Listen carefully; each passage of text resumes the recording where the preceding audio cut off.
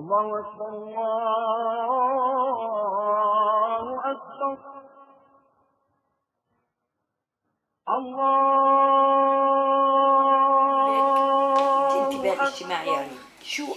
Reem Hassane's husband recently divorced her because she only delivered a daughter instead of a son. But that wasn't the only issue between her and her husband. In this patriarchal society, Palestinian women like Hassaneh are under pressure not to talk about peace with others, particularly Israelis. Most of them are afraid of being labeled as a normalizer. بس تعرفي بالعبادية في جمعيات نسائية لا الناس ما بتقبل. There are no women organizations that talk to the Israelis. It's looked down upon. It's normalization. To Palestinians, a normalizer implicates a betrayer of their people holding public dialogues with Israel. Because Palestinian officials has banned all normal relationships with Israel in a show of solidarity against the occupation and the lack of progress towards a two-state solution. If Hassaneh is seen communicating with the Israelis, her family and friends will stop talking to her. Hassaneh, however, encourages her people to talk about the issues within Palestine with Israelis. وانه كمان احنا مش ذنبنا احنا جينا على هاي الدنيا زينا زيهم وكان هيك الوضع ومش ذنب. On the other side of the wall, a group of Israeli women assembles in Haifa to discuss the issues of security, peace, and the possibility of the dialogue with Palestinians.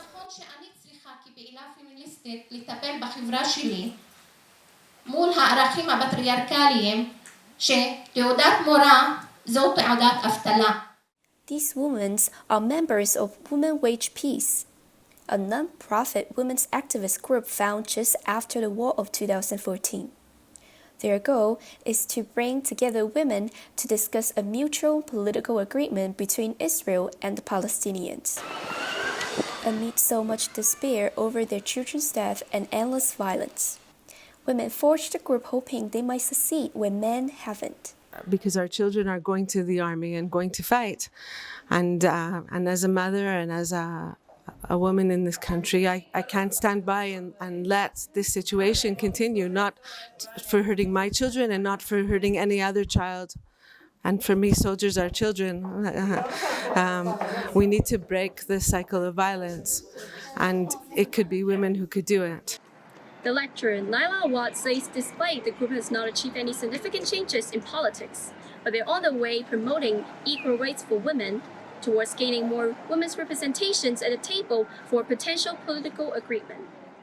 يعني זו דרך ארוכה, עוד לא השגנו, הלוואי שאנחנו משיגות, אבל לדעתי לפתוח את השיח המשותף של נשים ערביות ויהודיות פלסטיניות. Josie Glacius, a freelance journalist and writer, mentions in her article, the number of women in Israeli leadership roles has increased 20%, but there is still a lack of women's representation at the decision-making table.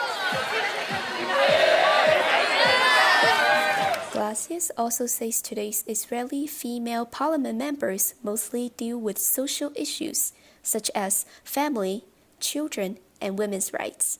If they don't do it, no one else will. We believe that with women at the table, there'll be more attention to the different needs of the people of the conflict, and so the more that the needs of the different people are attended to and met, the more likely the agreement will be sustainable and successful.